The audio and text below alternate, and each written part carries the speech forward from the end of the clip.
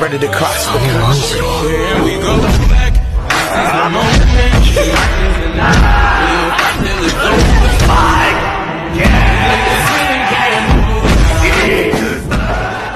Hiwalay tayo ngayon ng sisiw ko na may manok, na may sipon. Meron siyang sipon sa mata.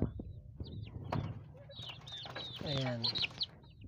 Pumasok ka lang doon, huwag kang makulit. Ayan.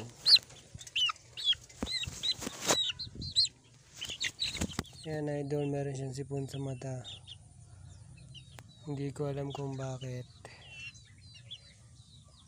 Comment naman kayo dyan sa baba kung meron kayong alam na gamot dito sa sipon sa mata ng manok. Kasi ang ginagamot ko lang is Premoxil para sa sipon. Hindi ko lang siya pinapainom ng tubig. Dalawa sila idol. Ayan. Ayan yung isa dahil pur tayo. Ayan yung kulungan na net. Matutulog na bata. Ayan idol. Ayan mga kanokis, pikit na kanyang mata, kawawa naman.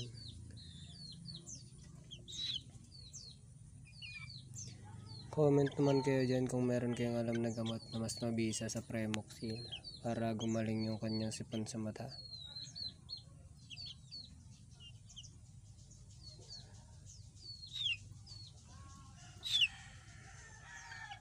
Ito nga pala yung isa na merong sipon sa mata mga kanokis. Ayan, hindi lang alata pero meron yun sa kaliwang mata niya. Ayan, dyan. Hindi lang siya masyadong alata dahil hindi ko na siya gaano pinainom ng tubig simula kahapon. Ginagamot ko na siya ng Premoxil. So ayan, mga Premoxil nga lang pala ginagamot ko sa sisiw ko pag sinisipon sa mata. Pero pag sa ilong naman o kaya halak, Doxylac lang po ang pinapainom ko. Basta iwasan nyo lang po na painumin sila ng tubig para hindi na sila ulit sipunin. Ayan mga kanokis, ayan.